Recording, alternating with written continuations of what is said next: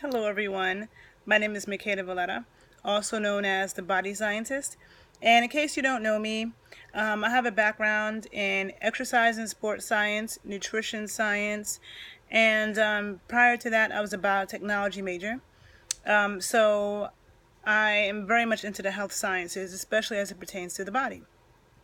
And one of the things I love to talk about the most is fat and cholesterol, because there's so much miseducation around that. And if you talk to most nutritionists, trainers, people who talk about health, and you ask people like, what is a healthy diet? I mean, a lot of people think that low cholesterol and low fat is healthy, and nothing can be further from the truth. Okay. There is a lot of politics when it comes to food and health recommendations. People don't realize how much politics is in the food industry.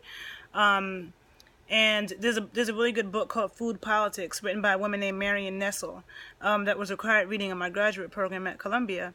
Columbia University Teachers College is the only nutrition program in the country that doesn't take money from the food industry. So there's a lot of things I became aware of in that program, but also just understanding science, chemistry in general, chemistry and biology.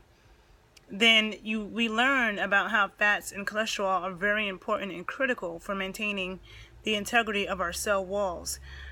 So we have cholesterol in all of our cell walls. Our hormones are made from cholesterol. And as somebody who's been working with people and advising people on nutrition and fitness for the past 15 years, I have had to revive lots of clients, men and women, who have completely messed up their hormones from a low cholesterol diet. Cholesterol, like I said, our hormones, all of our sex hormones and stress hormones are made from cholesterol. So if we don't consume enough cholesterol, you can end up with low, serious hormonal problems. Okay, not having enough testosterone for men, estrogen issues with women, just an imbalance of hormones. Period. Okay, so people think that cholesterol causes heart attacks and it's responsible for heart disease, and that is totally a lie. Okay. That comes from really bad research done by a man in, I think, in the 50s, named Ansel Keys. He was a scientist, and he did some studies with hydrogenated oil. Okay, he used hydrogenated fats. Saturated fats were not used in his study at all. He used hydrogenated fats, which I think most of you probably are aware of, but they're also known as trans fats. It's a process of taking a polyunsaturated vegetable oil and putting it through an artificial process in a laboratory, exposing it and blasting it with lots of hydrogen atoms to make it saturated, and so that it can mimic like an animal fat or a saturated fat. Okay, saturated fats are kind of solid at room temperature. And so in doing that, it creates a distorted fat called trans fat that is very destructive to our body and causes inflammation. Inflammation is the cause of heart disease. And anytime we have inflammation in the body, cholesterol is actually a repair molecule. It repairs the damage. Okay, so if you see the house across the street from you and it blows up in flames, and now the fire department comes to put out the fire, and an ambulance comes, blaming cholesterol for heart disease is the equivalent of blaming the police department for the house across the street being on fire, when actually the fire department came to put the fire out, take people to the hospital. They were not the ones who started the fire. And that's the same thing with cholesterol. When there's a fire in your body, known as inflammation, cholesterol comes to repair damage. Okay, and that's when our body produces cholesterol is used. But the cholesterol we consume is used for making hormones and the integrity of our cells, also making vitamin D. Vitamin D is made from a cholesterol backbone. Once the UVB rays hit our skin, is why we need to have our skin exposed to the sun, and the darker your skin is, the more sunlight you need, and the more of your skin that you need exposed to direct sunlight every day. Vitamin D is made from a cholesterol backbone, okay, steroid backbone. And so vitamin D deficiencies can also occur with too little cholesterol. And our brain is mostly made of saturated fat. Even though this video is more about cholesterol and not fats, I do have a video called All About Fat, so make sure to check that out. But our brain is like 60% saturated fat, okay? And we need fats, okay, animal fats, saturated fats, to absorb our fat-soluble vitamins. There's saturated fat in animals and plants, but they're not the same chemical structure, and we need them both. Okay. And so you can check my All About Fats video to get more of that. So going into cholesterol, people talk about good cholesterol and bad cholesterol. So we've heard about LDL and HDL. And just to be clear, HDL and LDL they're not cholesterol, they are proteins. HDL stands for high density lipoprotein, and LDL stands for low density lipoprotein. And so they're not cholesterol, that's number one. Number two, their job is to carry cholesterol through the blood, okay? Our bodies and metabolism is very complex, okay? So it's a carrier protein. The liver releases LDL to deliver cholesterol to the tissues, to the damaged tissues for repair. And the HDL takes the old cholesterol and brings it back to the liver, recycles it. That's all HDL and LDL do. Now, with that being said, there's something that the liver produces called VLDL, which is very low density lipoprotein. And the liver produces that from carbohydrates. When too much carbohydrates causes the liver to produce this VLDL, very low density lipoprotein. Now, the more very low density lipoprotein is around, the more it creates small LDLs. So this is one thing I forgot to say. The LDLs come in different sizes. You have big fluffy LDL molecules, and then you have little tiny dense ones. And actually, the little tiny dense LDL molecules are damaging. So it's not that HDL and LDL in themselves are good and bad. It depends on the kind of HDL and LDL. So the small dense LDL molecules are damaging and can bury themselves into arterial walls and cause plaque buildup to get worse. Now, the very small dense LDL molecule, it comes from VLDLs. So when you consume too much sugar, too much carbohydrates, the liver produces VLDL, and the more VLDL there is, the more small dense LDLs are formed. And the other thing is glycation. Glycation can cause oxidation of the lipoprotein. Now, when the LDL gets oxidized, that is bad, okay? So we don't want oxidized cholesterol or oxidized LDL in the body.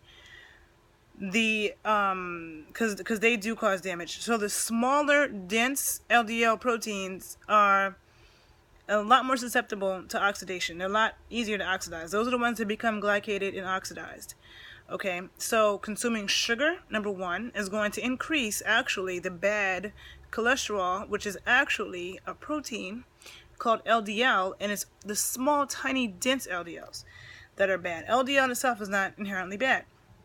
And oxidized cholesterol, oxidized LDL is bad. And that comes from eating too much sugar. Okay, that also comes from the process, like with powdered milk. Powdered milk is very high in oxidized cholesterol. That's the reason why I do not recommend protein powders. You can check my video all about protein powders.